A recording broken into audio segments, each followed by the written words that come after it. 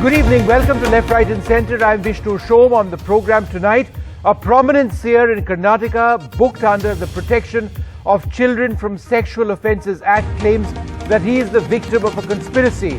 But the charges against the chief pontiff of the Murugha Mutt, Dr. Shivamurthy Murugha Sharanaru, are serious. The FIR alleges that the pontiff and four others sexually abused two high school girls who stayed at one of the hostels run by the Mutt. The statements of the girls have also been recorded in front of the Child Welfare Committee. The abuse happened for 2 years, between 2019 and 2022. Meanwhile, the seer has applied for anticipatory bail, but we are going to be looking at this tonight and the seriousness of the allegations. We are joined by KV Stanley, founder secretary of Oranadi, that is the NGO where these girls actually went to. We'll be joined in a moment by him. M. Umesh, lawyer of the seer, Pramila Nesargi, member of the BJP, Tanveer Ahmed of the JDS, Brajesh Kalappa of the Congress Party, and Rahul Ishwar, the author and activist. Let me go across first to you, Mr. Umesh. Sir, the allegations are very serious indeed, and it's been recorded not just at one level, but before child welfare authorities as well. So, what exactly do you say, Mr. Umesh, as lawyer of the seer, to these very strong allegations? All right, we seem to have lost the line with him. We'll get him in a moment from now. But let me just go straight across to Brajesh Kalappa. Sir, very serious allegations at this stage. Do you believe more should be done in terms of arrest and action? Vishnu, I think you introduced me as a Congress spokesperson. I don't know if you know, but I've left the Congress party about 3 to 4 months ago. Sorry, go ahead, Mr. Kalappa. Yeah. So first is, let me tell you my perspective as a lawyer. I think that, when people who are in religious activities are alleged to have committed extremely serious crimes, such as the sexual crimes, I think the onus is on the state to set an example for everybody. Because I think insofar as these religious heads are concerned, whether it is the Christian, Muslim or Hindu community, I think the state is, duty bound to set an example as to how the heads of religious institutions must function and must work. And I think because they wield a lot of strength in society, and therefore it's very important for the state to set an example. Having said that, it's not very clear, Vishnu, if this is the result of a conspiracy, because the seer he's about 67 years old, right. And it can't be that he has just now begun this kind of activity. So if there is any truth to this, then there must have been some activity similar to this in the past. So I don't know, how much of this to believe straight away, because insofar as Karnataka is concerned, he is an extremely respected, seer. Right. And somebody who has, for many years, been able to kind of, not just the Lingayat, but many other communities also, they respect him. Sure. So let me just in fact go across to Mr. KV Stanley, founder secretary of Oranadi, that is the NGO where these girls actually went. Mr. Stanley, can you hear me, sir? Yes, good evening, I can hear you. Mr. Stanley, the allegations of abuse actually extended over a period of more than 2.5 years. It was sustained sexual abuse which these girls have alleged, right? Yes. It is not 2.5 years. One girl alleged that she was exploited since 4.5 years, and another girl from 1.5 years. And sir, the allegations are what? Are they against the pontiff of the Mutt, or are they against a group of individuals, in this hostel and others who are members of the Mutt? No, the sexual exploitation allegation is mainly against the pontiff of the Mutt, and there are few more people, 4 people who assisted as for this exploitation, and including the warden. And Mr. Stanley, one of the things which I read, and do share more if this is accurate, that apparently the girls, after several rounds of counseling, actually said they were asked to consume fruits and chocolates which were laced with medication before they were assaulted. Is that what their allegation is? Is that what they've said? Yeah, that is also one point in their allegation. They were, given with these fruits and some juice in the initial stage, and then they were not aware what happened afterwards, because nearly 20 minutes they were off their head. And how exactly did these girls escape? How exactly did they approach you? I believe there was an auto rickshaw driver who was a good Samaritan who came forward and rescued them. See, on July, according to them, on July 24, they they ran away from there and to Bangalore with an intention to give a complaint to the police station. And they stayed in the Majestic the overnight, and in the morning they went to the police station, it seems. This is their statement. It is what they have mentioned in their complaint also. And their complaint was denied, and they were sent back to their people, considering them as missing girls. Right. Let me go across to Rahul Ishwar. Sir, in a case like this, do you believe that there needs to be very firm action and a message sent directly through arrests and instantaneous action? Is that, yeah.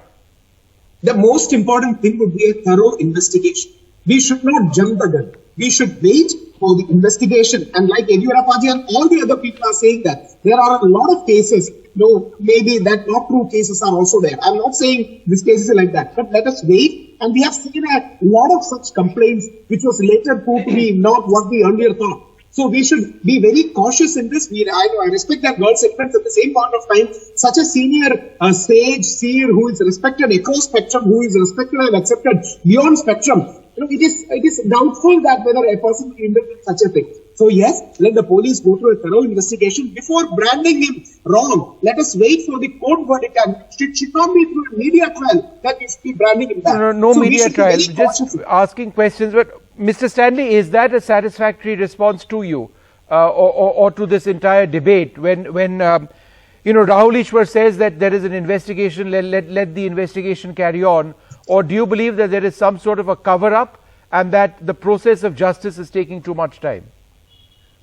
No, honestly, I don't want to interfere as long as the investigation is concerned, because it is purely left and the investigation officer has got the discretion how to do it and when to do it and when the arrest has to be done. And finally, one or other day, under POCSO, a person has to, come under the framework of the law. That is not my business. My concern is how the children are treated. Correct. When taken back to their hometown, because POCSO clearly says you have to create a friendly atmosphere for the children. Yep. And from Mysore, the counselor and the social worker ladies, they accompanied these girls and as authorized by the CWC, and they were supposed to stay with the girls to give them emotional and moral strength. Yes. Because based on that, they went to Chitradurga. But these ladies were denied to stay with the with the survivors, but they stayed outside. This is a very inhuman and a very, very unscientific approach while dealing with the survivors of POCSO incident. And later, now also, I feel this is going to be a wrong model of addressing POCSO incident. Okay, that's an important point. I wanted to go across to Pramila Nesargi. Ma'am, you've seen the reactions of people like B.S. Yediyurappa, who've sort of said that, look, this is a conspiracy, it's incorrect what is being said, these children have been fed information. Isn't that the other end of the spectrum? Also information that we need to put away. Just because they're children doesn't mean that they've been brainwashed. I don't say that they are brainwashed. I am only telling you they have been used as a pawn to defame an institution. Here is a case where these girls, I do not know what this veterinary institution has been telling. What happened to these girls? When did they leave the hostel? 2 months back they have left, taken away and come out. And where did they go? They came to Bangalore and they were roaming about in Bangalore. One auto rickshaw fellow sees them in the midnight. Why these girls are roaming here? Then he informs the police. Police come there, take these two girls to the police station. They inquire, why you have come? The girls say, no, we were tortured by the warden, so we have come. And thereafter, they wanted to know who is the person whom we know. They specifically give the name of one Basavarajaya, who is the manager or administrator of that institution long back. Then they call him, he comes along with his wife and takes these girls away, and then he keeps under his custody. Who asked him to keep under custody? 2 days they were there. He records their statements. He should have given the children to their parents, or to some people he does not do. 1 month before this has happened. Thereafter, these supposed to be these very children come to this Vadadari institution. Who called them? Who brought them? Who gave the address to these people? Who financed them? What was the role played by Mr. Basavarajaya and his wife? Let's try and get a couple of answers, Mr. Stanley. Lots of questions being raised about the time between when these children got out of that hostel and they came to you. And the allegation is that who funded them, how have they moved from place to place? Could you answer some of these specific questions? See, what happened in the Mutt, we do not know about that.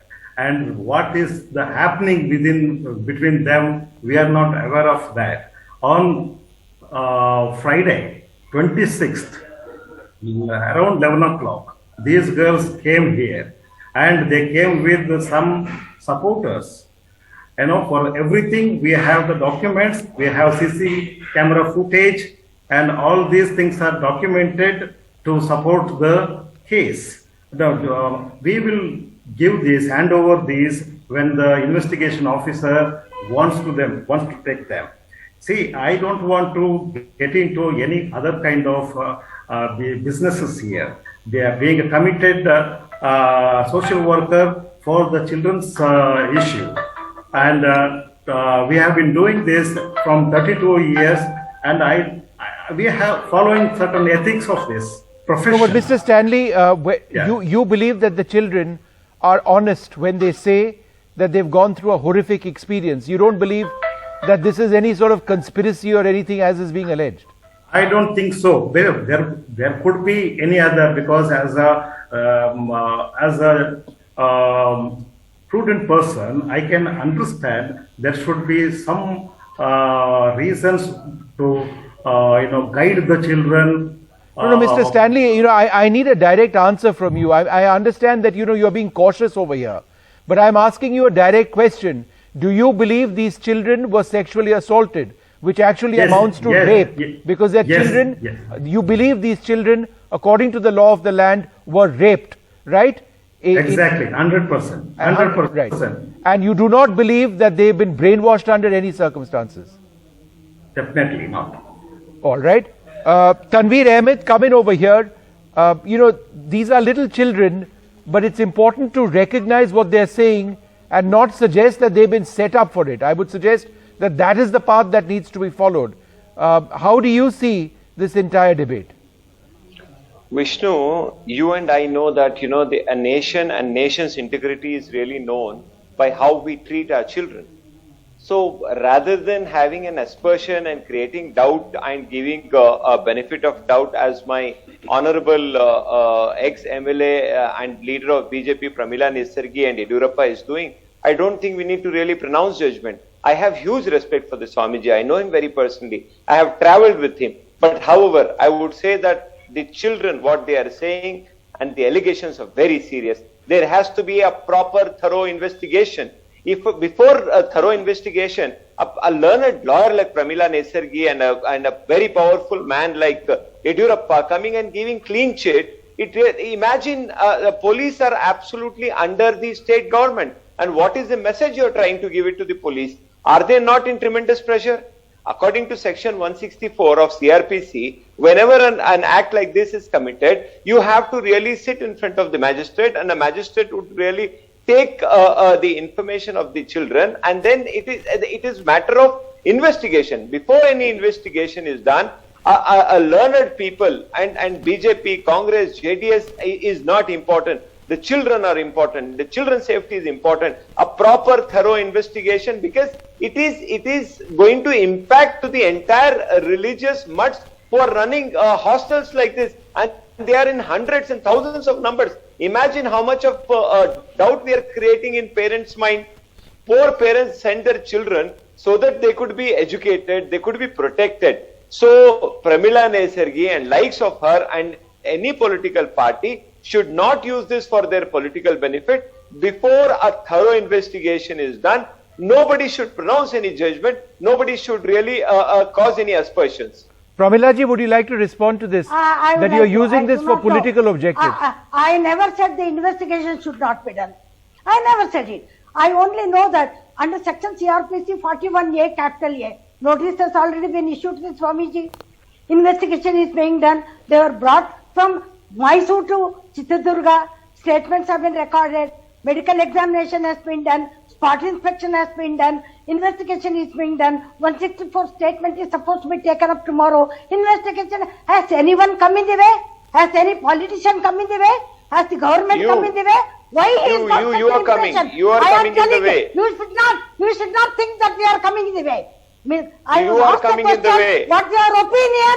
I am just giving my opinion. As an advocate, it's my duty. I have a duty to protect ladies. I have a duty to protect children. At the same time, I have a duty to protect the religious institutions whose reputation is taken for a ride. This is not the first time. You are aware, Raghavendra Swamiji, he was also looked upon like the same thing. What happened ultimately? It has been proved to be not guilty. Same thing they tried to do it with Mr. Nityananda ji. What happened? Why do you want to say? Why you are targeting only the religious institution? Who is this Basavarajendra? What he has been doing it? He was an ex-MLC and his wife is an ex-JP member belonging to JDS. You are aware of it. They were there. All right, Tanveer Ahmed responds. Tanveer, 1 second, ma'am. 1 second, Pramila ji. You have patience to No, ma'am, we don't scream like this. You have patience to hear me. You have hear me first. No, we have heard you. I want him to respond. I am answering the. No, ma'am, let him respond to you. Please, it's not a one-way dialogue over here. I will give you information what this institution has done. All right, so let's listen to Mr. Ahmed. Tanveer Ahmed, please respond. No, ma'am, it doesn't work like that. Bring down her audio, please. Bring down her audio. Mr. Ahmed, would you please respond to her before I go back? Very responsibly, I want to tell Vishnu that to hell with the JDS ex-MLA and the ZP member. We don't care. We always have said that children's safety is far more important than BJP, JDS, Congress or anybody, any individual. We are only saying that, likes of Pramila Nesargi, where the way she is shouting and the way she is screaming, are they trying to hide something? Are they really under super pressure of some agenda? I think if at all it is no agenda, calm down please. Let the law take its own course. We are not really doubting. I think at the starting of my discussion and Brijesh Kalappa's discussion, we have really said that we have huge respect for the Mutt. And the Swamiji, I know him very personally. Let law takes its own course. Now, section 161 is really performed and section 164 needs to be really performed. And the children we should not create any doubt. Okay. Imagine all right, Mr. Ahmed, half a second. Let me go across to Mr. M. Umesh, lawyer of the Seer. Mr. Umesh, thank you very much for joining us. Do you believe? I want to clarify. Yes, sir. Go ahead. I have seen your intro. Just I want to clarify. Yes. As per 160-41A, police have called the accused and make inquiry, and 169 they have got release. One option. Second option, arrest is not compulsory as per section 41 Roman 2 class C. It is a purely discretionary power of the police officer, that is the investigation officer. Two things. And as per 156 class 2, nobody as having power to interfere in the investigation. That is legal clarification is concerned. No, could you answer the allegations? The allegation, sir, is that your client sexually assaulted two minors, two children. How do you respond to that? So it is as a lawyer of Mata and as a reading of as advocate, general advocate, sir. Yes. Plain reading of the complaint, that is FIR. It shows it is a creative complaint because as per the reveals of the FIR, since 3 years. Yes. They are misusing. Yes. Why they are not raised alarm? Because they're At the children. point of time. They No, have but got sir, some legally, access to I'm sorry, rights. sir. I'm sorry, Mr. Umesh, that point of yours doesn't make sense. You cannot decide the time, or nobody can decide the time when Yes, a that is minor a or matter of somebody immediate. Yes. who is a victim over It is a here matter of immediate. decides to come forward. Do you expect a child to instantly come forward and complain against an authority figure? It doesn't happen that way, sir. So I am unable to hear what's clarity. I am only trying to tell you, Mr. Umesh, that it's not correct when you say that what were these children doing for 3 years? Why have they not complained earlier? So you must understand that the timing of a complaint is not up to you or me. The timing is when these children have actually complained. And that needs to be looked at seriously. Again, I am unable to, because I am unable to hear Yeah, you. no, I'm sorry, I apologize for that line, but I find that argument to be a bit bizarre. Rajesh Kalappa, would you not agree that we should not be in a system? I am not clarifying your questions. No, can you hear me now? Yes or no? We'll call you back, sir. The line is bad. We'll call you back. Rajesh Kalappa, isn't the larger issue over here these children having come forward with the courage to actually say what they have to? When a lawyer turns around and says, why haven't they come 3 years earlier? Isn't that bizarre? No, I don't buy that argument. The argument that a victim of a sexual offense comes out at her own time. So I don't buy that argument. But also, there does seem to be some kind of a conspiracy angle, because there is a politician involved, and that politician has very deep links within the Mutt, and he and his wife have kind of usurped some kind of authority within the Mutt, and there seems to be some power struggle, and ultimately defaming the seer does seem to get them some benefit. So I see some weight in that argument. But insofar as what the children are saying, one has to really go into the depth of what they say and find out if they're speaking the truth. And if they're speaking the truth, there is no atonement for this crime. I think the punishment ought to be extremely severe. Mr. Stanley, where are you in the legal process right now? Right now, the children, they have given a 161 statement, and I think they were taken to the pontiff's place. Whatever maybe it is, whether it is positive or negative statements, I am not worried about that. But the process of taking the girls from the girls' home to the place where thousands of people are gathered, which can create a mental agony to the survivors, which can make a negative influence on their statement. This is what I am really worried, because POCSO Act clearly says you need to protect the children's mental stability, and you have to create a child-friendly atmosphere, which is not followed by the authorities. Do you believe that there would be pressure on the children to change their statement? I don't know anything about that, but the whole world is observing what is happening. It is a naked truth, because the children could have been taken in a different way to the place. All right, Mr. Stanley, I get your point. I want to go back to Mr. Umesh. Mr. Umesh, the line is slightly better now, I hope. So my question is this. How do you respond to the key allegations over here representing the seer that he sexually assaulted these two girls? Sir, again, repeat your question.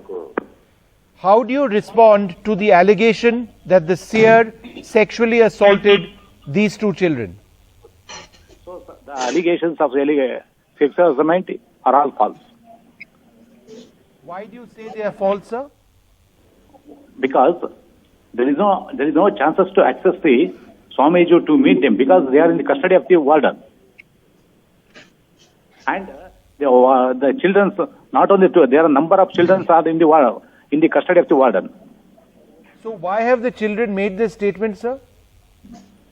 That is created. That is according to local bus. It is who was in the mic. He created for benefit. somebody created for benefit by using children. And these children have made this statement to multiple authorities. Using the Swamiji absence. Because as an date of allegation, Swamiji is now out of the country. He has went to the America and also monitored. So these little children would make a statement to different authorities as part of a conspiracy. What, sir? All right, I'm sorry that line is bad. We'll leave it over there. And I think we need to wrap this up as well. I'd like to thank you all very much for being with us. But it's a deeply, deeply troubling sort of situation where you've got this testimony of these two little girls who say that they've been sexually abused, essentially raped by a leading religious figure in Karnataka, versus those who insist that this is nothing more than a conspiracy. Let there be justice at the end of the day. Let's spare a thought for those little children, one way or the other. We'll leave it over there. More coming up on NDTV.